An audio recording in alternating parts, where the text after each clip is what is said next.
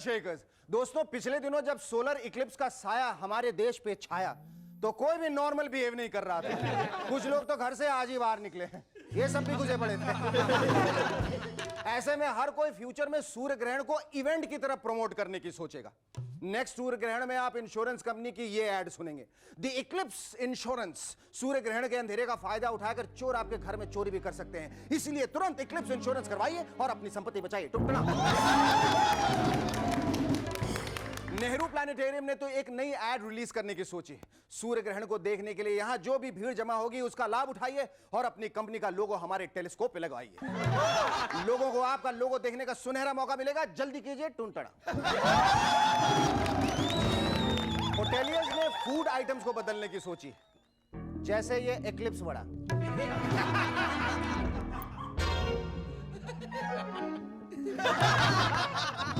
अगर आप सोच रहे हैं कि बाकी का वड़ा कहां गया, तो वो इक्लिप्स में छुप गया। और तो और अब डिजाइनर्स भी पीछे नहीं रहेंगे, मार्केट में एक नया प्रोडक्ट होगा, जैसे कि सन इक्लिप्स जीन्स।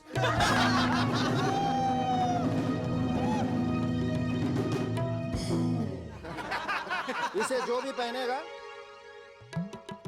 उसके चरित्र पर ग्रहण लग जाएगा। और ऐसी बकवास आइडिया प्रमोट करने के लिए हमारे शो को ग्रहण लग जाए, इससे पहले मैं आज के गेस्ट अनाउंस कर दूं। आप guest सुनाइट lyricist Mehboob and model Divya पला। But before that, give a large round of applause to Cherokee and the rubber band, but only on one condition, if he answers this riddle correctly. Cherokee, old chap, what is this? Eclipse. Go on.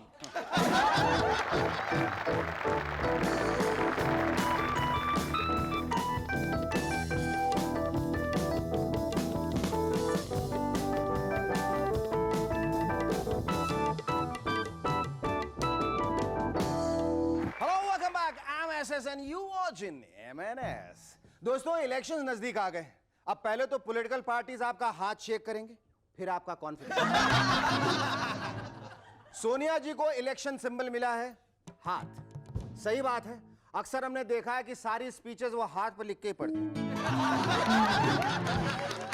और दूसरी बात है कि आज हमारे देश में ये जो इलेक्शन का माहौल पैदा हुआ है, उसके पीछे इन्हीं का हाथ तो है। हाथ हो गई यार। शरद पवार साहब को चरखा सिंबल नहीं मिला, उन्हें घड़ी मिली। ठीक ही हुआ, पवार साहब जो इतने सालों से पॉलिटिकल नींद में थे, अचानक जाग उठे। अरे सोनिया जी तो फॉरेनर है, मुझे तो आज तक पता ही नहीं था। अब अलार्म क्लॉक मिलने की वजह से शायद वो जल्दी जागा कर। कांग्रेस वर्कर्स सोनिया जी से बहुत डरते, ईमान से। कहीं वो दोबारा पार्टी प्रेसिडेंटशिप से रिजाइन करने की धमकी ना देते। फिर उन्हें मनाने के लिए पार्टी वर्कर्स को बहुत सारे बलिदान देने पड़ेंगे, मसलन अपने बाल मुड़वाना, खून से खत लिखना, भूख हड़ताल करना, वगैरह वगैरह। सुना है अब तो कांग्रेस वर्कर्स ने साइनाइड कैप्सूल्स के लॉकेट्स मंगवाए। पता है क्यों? क्योंकि सोनिया जी ने अपनी लेटेस्ट स्पीच में कहा है, डू और डाई। पहले जब सोनिया जी मीटिंग्स बुलाती थी, तब इन मीटिंग्स में पिन ड्रॉप साइलेंस हुआ करती थी, बिल्कुल स्कूल की तरह। अब माहौल इतना स्ट्रिक्ट हो गया है कि टीयर ड्रॉप साइलेंस है। कांग्रेस वर्कर्स मन ही मन रो रहे हैं, एक आंसू भी छलके तो सोनिया जी सुन लेंगे।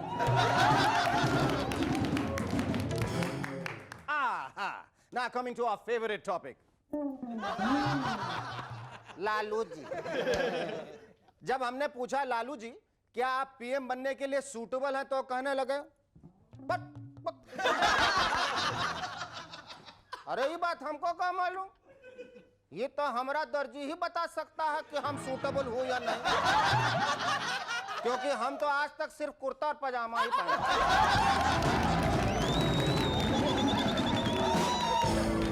सूट के बारे में हमको कुछ नहीं पता।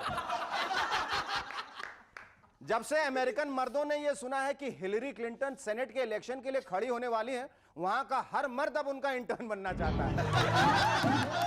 भाई ये तो ऑप्टिमिज्म की हद हो गई। उनके इस आशावाद का कारण है हिलरी क्लिंटन की लेटेस्ट पब्लिक स्पीच, जिसमें उन्होंने कहा, Can somebody please come down here and turn me on?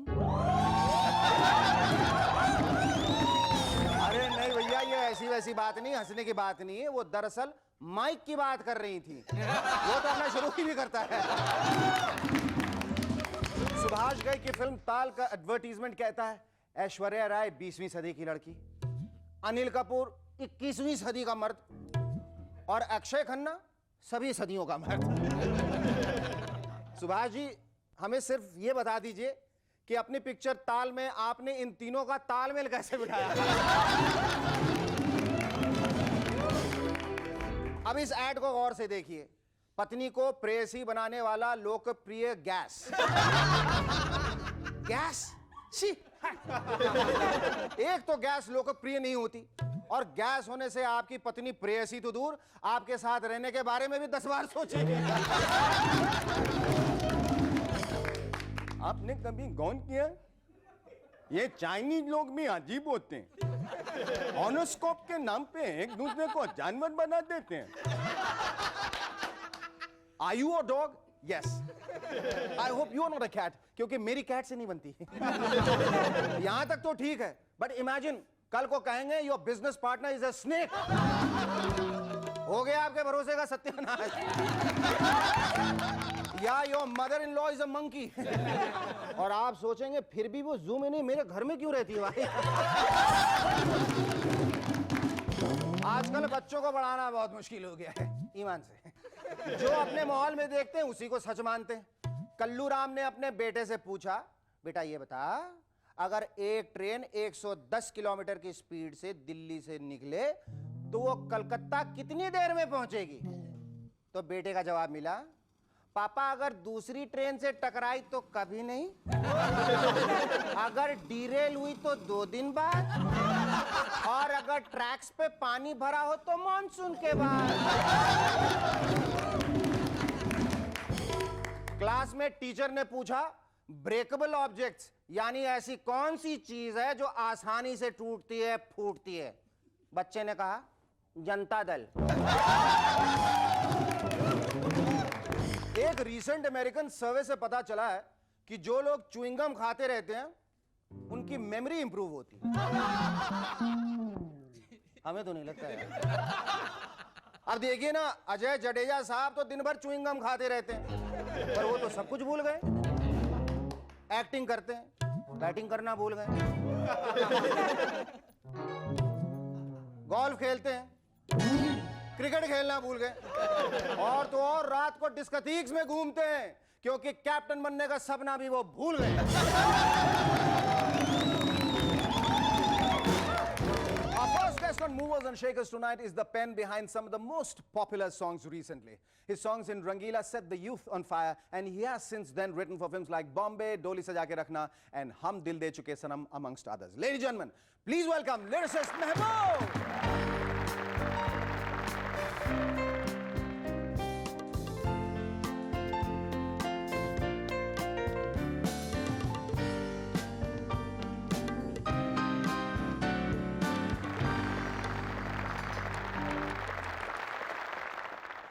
पहली बात तो ये बताइए महबूब साहब कि आपने अपने अजीज मछलियों के साथ इतनी दगाबाजी क्यों की?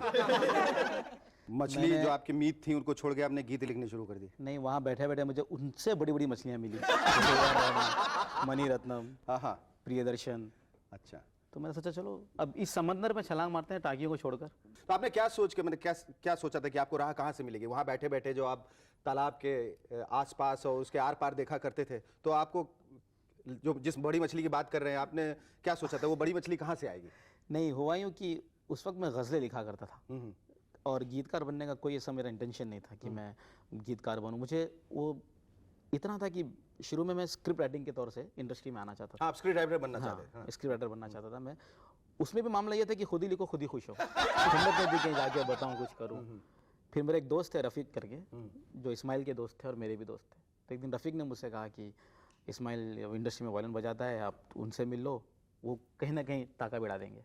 तो ये शुरुआत कहाँ से हुई, कैसे, मतलब राम गोपाल वर्मा ने रामू आपको जी- ढूंढ निकाला वहां से? रामू जी से जब मेरी मुलाकात हुई तो उस वक्त उनका प्रॉब्लम ये था कि द्रोही बन रही थी, उसमें पंचम दा का संगीत था और कुछ वजह से, वो मैं नहीं जानता क्या वजह थी, लेकिन वो जो लिरिसिस्ट थे उस फिल्म के, उनसे उनकी कुछ तकरार थी। अच्छा, तो उन्होंने कहा कि तुम एक गाना लिख दो, आखिरी गाना बचा है। मैंने कहा ये नेट प्रैक्टिस है, बिल्कुल पहला मौका। लेकिन नेट प्रैक्टिस आपने पहले नहीं की थी, वो डब फिल्मों के गाने जो लिखे थे? वही वही वही वही यही। अच्छा, फिर मैंने द्रोही में एक गाना डब लिखा। हाँ। फिर उसके बाद रामू जी का एतमाद बढ़ा। फिर उन्होंने हैरान फिल्म दी, जो क्षण क्षण उनकी एक फिल्म थी तमिल में, तेलुगु में। फिर उसके गाने मैंने सारे गाने लिखे। फिर मेरा ये इरादा रहा कि यार अब अगर मैं ब्रेक चाहता हूँ, मेरे दिल में अगर ये जगह थी, तो मैं सोचा कि रामू जी के साथ मैं करूँ। उनकी पहली फिल्म मुझे मिले और फिर उन्होंने भी मुझे कहा कि थोड़ा सब्र करो, जब हिंदी फिल्म शुरू करूँगा तो आई विल कॉल यू। और जब उन्होंने रंगीला का प्लान किया, जब ए आर रहमान को साइन किया उन्होंने, तो सीधा मुझे। हाँ महबूब भाई, रंगीला के बाद, हालांकि रंगीला के लिए आपने पहले गीत लिखे थे, लेकिन रिलीज पहले बॉम्बे हो गई। जी हाँ, वो हुआ यूँ कि रंगीला के 3 गाने जब हम रिकॉर्ड कर चुके थे, तो उस वक्त तक मेरा और रहमान की काफ़ी ट्यूनिंग, दोस्ताना, एक दूसरे की समझ, हम मतलब काफ़ी हम क्लोज हो गए थे। तो उनको लगा कि यार बॉम्बे के लिए लड़का सही रहेगा, क्यों नहीं। वो कौन सा गाना है जिसके बाद आपको लगा कि आप सबके महबूब बन गए? वो कोई खास गाना ऐसा लगा कि नाउ आई हैव अराइव्ड, ये गाना, इस गाने का मुझे असल इंतजार में था? मेरा ख्याल है बॉम्बे के सारे गानों से मेरी आमद हो चुकी थी इंडस्ट्री में। फिर उसके बाद रंगीला ने एक न शुद्ध दो शुद्ध। हाँ। आप किन चीजों से प्रेरित होते हैं उर्मिला के अलावा? अफसोस है कि हमको उनसे प्रेरित होने दिया नहीं जाता है। दिया नहीं जाता। तो डायरेक्टर संभालता है, हमें म्यूजिक डायरेक्टर से मिलना होता है। अच्छा। डायरेक्टर ही, पर म्यूजिक डायरेक्टर। तो मैं रहमान, देखिए नहीं, आप ख्वाबों में शायद संभालते होंगे उन्हें, वो मत वो प्रेरित नहीं वो बात की। हुआ नहीं, जब आप लिखते हैं तो कोई प्रेरणा तो रहती है, कोई आकृति, कोई दिमाग में कोई तसव्वुर भाई में, मैं तो ज़हन में। जूलिया रॉबर्ट्स तक पहुंच जाता हूँ, ख्याल अच्छा, में कहीं पहुंचने भी में क्या। हम दिल दे चुके सनम की रिलीज के बाद आपको क्या लगता है, आप अब किस मकाम पे? ये तो अब लोग बताएं कि मैं कहाँ हूँ, किधर हूँ। मैं तो वहीं घर में हूँ। अब जब कभी भी आपको मौका मिलेगा वापस दुकान जाने पे, आपको फिर थोड़ा वक्त मिलेगा, तो एक ऐसी क्या चीज़ है जो आप अपनी मछलियों से कहना चाहेंगे?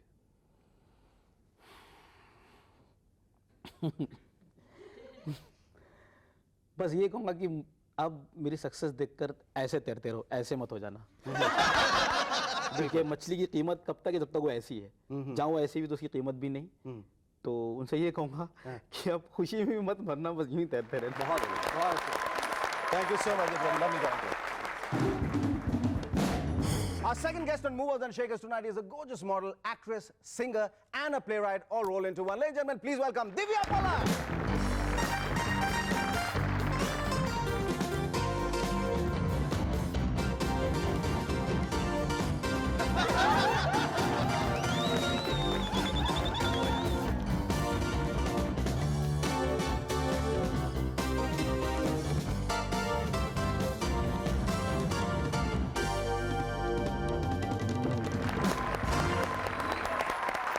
मुझे पता चला तुम्हारा नाम दिव्या पलट क्यों। जब तक मैं वहां गया तुम पलट के वहां से वहां से, जब तक यहाँ आया पलट के इधर से इधर आ गए। हाँ, वही तो बात था। वैसे तुम्हारा सही नाम दिव्या पलट की जगह मेरे ख्याल से काया पलट होनी चाहिए, क्योंकि शो बिजनेस में आके तुमने शो बिजनेस की काया ही पलट दी। तुम मॉडलिंग भी कर रही हो, तुम एक्ट्रेस भी हो, तुम लिखती भी हो, तुम वीडियो एल्बम भी कर रही हो। तुम, मेरे ख्याल से ये आसान होगा तुमसे पूछना तुम क्या नहीं कर रही हो। Actually, बहुत कुछ. Tell me what's happening in your life, Divya. Well, right now I'm into films in a relatively big way. At least that's been my interest. Actually, since the age of 3, that's all I've wanted to do. So I think I've had the longest wait in this industry possible. पर 30 साल की उम्र से तुमने सोच लिया मुझे, मैं अगर कुछ बनूंगी तो सिर्फ अभिनेत्री बनूंगी और कुछ नहीं? और कुछ नहीं. कुछ नहीं. नहीं. तो क्या क्या तुम preparations क्या थे तुम्हारे? Besides growing up. Okay, this is going to be really funny, but my first role was my mom's gonna kill me. No. Okay, my first role actually on I did a couple of ads. I did the surf ad, so I'm going to give you the decent side first. Okay. I did the surf ad for 4 years, where there was this little girl running with a little boy. But my first role in pre-KG was that of a gorilla. Of a gorilla? Divya ये बताओ तुमने फिर कैसे decide किया यहाँ आकर मतलब शुरुआत करने की? And you done the Coke ad as well, and you know that's. So have you? So right, yes. So another thing in common between the two of us, yes. Oh, I'm so sorry. अला, क्या face है? how do you manage so many things at one time? I'm 20. I have to be able to manage it. Yes, but कैसे मतलब तुम model भी हो, actress भी हो और इतनी सारी भाषाओं में कर रही हो. हाँ. हिंदी में भी कर रही हो, अंग्रेजी में भी करने वाली हो, कन्नड़ में भी कर रही हो, तुम लिखती भी हो, हाँ, लिखती हूँ. पियानो भी बजाती हो, सब कैसे करती हो? कैसे वक्त कैसे मिलता है तुम्हें? Piano. Sorry, but I don't play the piano that well. So that's where I spare time. Tell me, how did you start writing? How did I start writing? I'm with a university in the States. I'm studying at Stanford.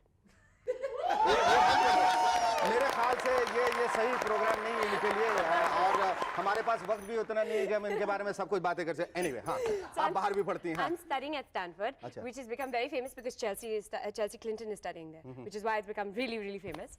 You know, so उनसे I'm आपने क्या-क्या सीखा है? उससे बहुत कुछ बहुत कुछ Anyway, हाँ. उनके पापा से बहुत कुछ